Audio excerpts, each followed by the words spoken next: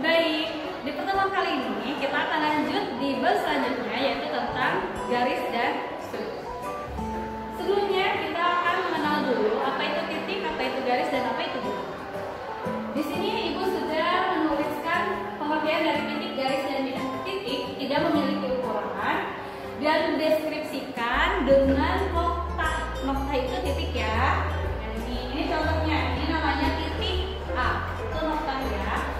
Nah, kemudian garis, suatu garis lurus dengan dua tanda panah di setiap ujungnya.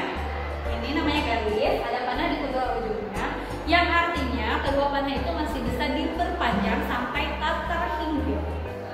Ya, ini namanya garis G. Kalau ini namanya titik R dan titik S berada pada garis G. Dan yang ketiga ada bidang. Suatu bidang digambarkan oleh permukaan meja atau permukaan dinding. Itu namanya bidang. Di sini ada bidang P. Di dalam bidang P ada titik M, A, dan L. Untuk lebih memahaminya mengenai konsep titik, garis, dan bidang, bisa melihat gambar berikut. Jangan lupa dicatat ya. Baik, kita lanjut ke materi selanjutnya tentang kedudukan garis. Kalian bisa sambil lihat LKS halaman 26. Dan Ibu ingatkan lagi, materi yang Ibu sampaikan ini harap dicatat sebagai bekal kalian untuk diulang nanti. Lanjut ya, sekarang kedudukan garis. Ada 3 kedudukan garis, ada memotong, sejajar, dan berimpit. Yang pertama memotong. Dikatakan memotong jika dua garis saling bertemu dan memiliki satu titik potong. Satu titik potong itu ini ya, titik potongnya berada di titik P. Itu namanya memotong.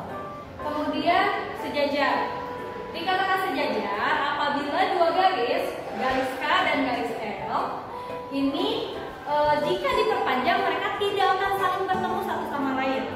Tadi kan Ibu udah bilang, garis itu masih bisa diperpanjang sampai tak terhingga. Garis K jika diperpanjang, garis L diperpanjang, mereka tidak akan saling bertemu. Itu namanya sejajar. Kemudian yang terakhir adalah berimpit. Dua garis dikatakan berimpit jika mereka memiliki dalam satu bidang yang sama, tapi tidak memiliki titik potong. Kalau memiliki titik potong namanya memotong. Di sini ada tandanya garis K dan ini garis L. Terlihat seperti dalam satu garis yang sama, padahal itu berada di dua garis dan dalam satu bidang yang sama. Materi selanjutnya tentang konsep sudut. Sudut terbentuk oleh dua garis yang saling bertemu dan memiliki satu titik potong. Itu namanya sudut. Di sini ada garis A dan ada garis C. Maka terbentuklah sudut B. Ini namanya sudut B. Baik, selanjutnya Ibu akan jelaskan tentang cara menamakan sudut atau namanya penamaan sudut. Tadi kita sudah mengetahui bahwa sudut yang terbentuk oleh dua garis itu namanya ada di sudut B. Maka dari gambar ini kita bisa menamakan namanya adalah sudut B. Ini dibaca sudut B ya. Kemudian bisa juga namanya sudut A, B, C. Dengan daerah sudut, ini daerah sudut itu penulisannya harus ada di tengah. Ingat, daerah sudut penulisannya harus berada di tengah. Kalian boleh menamakan ini sudut A, B, C, atau boleh juga menamakan sudut C, B, A. Dengan syarat daerah sudutnya harus tetap berada di tengah. B-nya harus tetap ada di tengah. Oke, selanjutnya tentang jenis-jenis sudut. Ibu hanya mengingatkan kembali, mungkin kalian juga sudah tahu jenis-jenis sudut. Ada sudut lancip. Sudut lancip itu besarnya antara 0 derajat sampai 90 derajat. Yang kedua ada sudut siku-siku. Sudut siku-siku itu pas ukurannya itu 90 derajat. Kemudian ada sudut umpul antara 90 derajat sampai 180 derajat. Yang keempat ada sudut lurus itu ukurannya 180 derajat atau bisa dinamakan setengah lingkaran. Kemudian yang terakhir ada sudut refleks, ukurannya antara 180 derajat sampai 360 derajat. Silakan kalian gambar di buku catatan kalian ukuran-ukuran dari jenis-jenis sudut ini dengan melihat buku LKS kalian. Selanjutnya Ibu akan membahas dulu contoh soal. Soal yang pertama ini adalah contoh soal dari hubungan antar garis.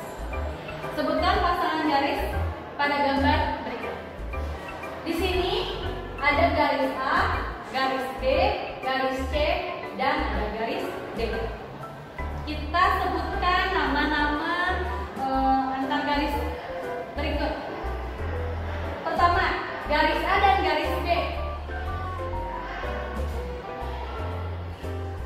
Garis A dan B itu adalah namanya mereka saling sejajar. Kenapa saling sejajar? Karena jika kedua garis diperpanjang ke atas atau ke bawah, mereka tidak akan saling bertemu, tidak akan ada titik potong, maka namanya adalah sejajar. Gitu ya, pokoknya garis yang tidak akan saling bertemu namanya adalah sejajar. Selanjutnya, hubungan antara garis A dan C. Garis A dan C. A berada vertikal, kemudian C-nya berada di bawahnya, maka mereka terjadi adalah potongan. Ada titik potong. Karena ada titik potong, maka namanya adalah memotong. Gitu ya, karena mereka adalah mereka menghasilkan titik potong, maka mereka itu namanya memotong hubungannya. Kemudian B dan C. Coba kalian lihat B dan C itu garis apa? Silahkan jawab sendiri ya di rumah. Satu lagi yang terakhir, ada garis D dan garis D. Mereka ada pada satu garis lurus yang sama atau pada satu bidang yang sama. Mereka itu adalah berhimpit. Kenapa berhimpit? Karena mereka ada pada satu bidang yang sama atau ada satu garis yang sama. Jadi garis B dan D itu berhimpit. Yang kedua, ini contoh soal tentang sudut. Nyatakan setiap sudut di bawah ini termasuk jenis sudut yang mana? Tadi kan ada beberapa jenis sudut ya, ada lancip, tumpul, siku-siku, lurus, dan yang lainnya. Nah, bagaimana cara mengerjakannya? Yang pertama, 1/5 sudut lurus. Itu maksudnya 1/5 dikali sudut lurus. Sudut lurus itu besarnya 180 derajat. Nah, baru kita hitung. Ke samping dikali ke bawah dibagi, 1 dikali 180 tetap 180, tinggal dibagi 5. 180 dibagi 5, jawabannya 36 derajat. Itu cara menghitungnya. Begitupun yang nomor yang B-nya. Yang B, di sini ada sudut siku-siku. Sudut siku-siku itu jumlahnya 90 derajat, maka dikalinya dengan 90 derajat. 360 derajat dikurang 2/3 dikali 90 derajat. Di sini ada pengurangan dan ada perkalian. Yang didahulukan adalah perkalian terlebih dahulu. Maka 90 dibagi 3 itu 30. Kemudian kita kali 2 kali 30 itu 60. Maka sisanya 360 derajat dikurang 60 derajat. Jawabannya adalah 300. Nah, setelah kita hitung, karena yang ditanyakan bukan jumlah sudutnya, tapi jenis sudut yang mana, maka kita cari 36 derajat itu termasuk ke dalam jenis sudut ya. Ya benar, sudut lancip. Jadi ini namanya adalah sudut lancip. Kemudian yang B, 300 derajat. 300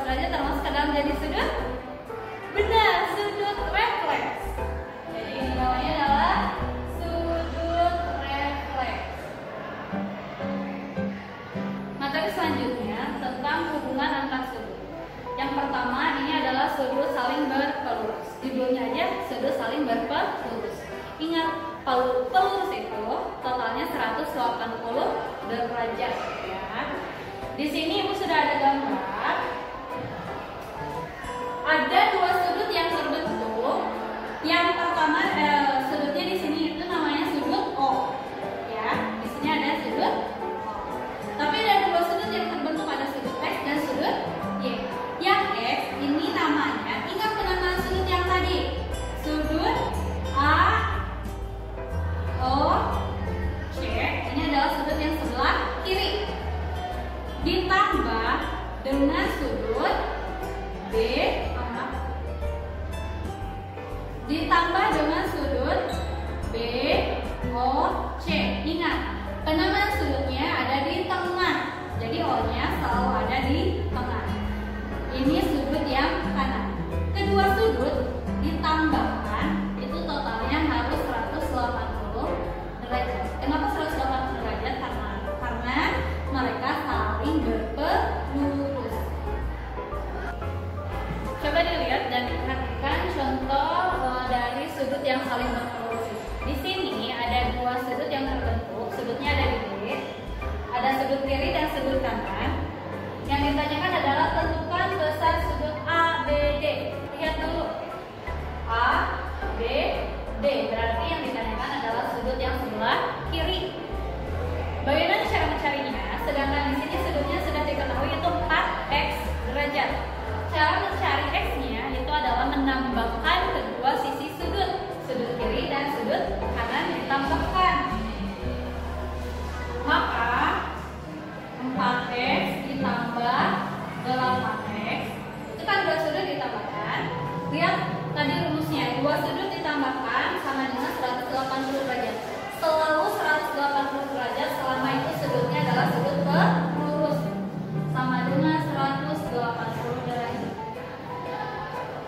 Ini kembali lagi ke materi tentang mencari nilai X kembali di PLSP. Mereka sejenis, jadi mereka bisa ditambahkan. 4x ditambah 8x itu adalah 12x sama dengan 180 derajat. Kita akan mencari nilai X.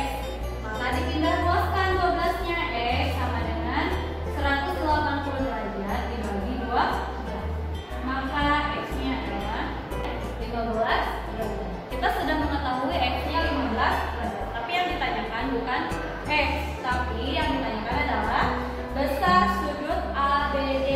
Maka kita cari dulu sudut ABD. Sudut ABD kan tadi yang sebelah kiri ya. Sudut ABD di sini sudah diketahui itu 4x derajat. Kita tulis 4x derajat. X-nya sudah kita cari, X-nya tadi 15. 4x itu artinya 4 dikali 15. Gitu ya. Maka jawabannya adalah 60. Lanjut ke contoh yang kedua. Ini masih tentang sudut yang saling berpelurus. Jadi sama dengannya masih 180 derajat. Yang ditanyakan di sini tentukan besar sudut PQS. Kita lihat dulu. PQS berarti yang ditanyakan adalah sudut yang sebelah kiri. Di sini ada X-nya, berarti kita mencari X-nya terlebih dahulu dengan cara menambahkan kedua besar sudut. Sudut yang kiri 4x ditambah 20. Kalian tanda kurungnya tinggal dihilangkan saja ya. Kalau ada tanda kurung hilangkan saja. 4x ditambah 20 ditambah sudut yang kanan 4x ya. Kemudian sama dengan 180 derajat. Selalu 180 derajat selama itu sudutnya yang pelurus. Kalau dua sudut sudah ditambahkan, kita hitung yang sejenis. Yang sejenis itu yang mempunyai variabel yang sama. Ini dan ini ya, sama-sama mempunyai variabel X. 4x ditambah 4x itu 8x gitu kan. Kemudian ini tidak ada temannya, kita turunkan ditambah 20 sama dengan 180 derajat. Dan kita pindah ruaskan, 8x kita turunkan, 180 nya ditulis ulang. Yang plus 20 kita pindah ruaskan, posisi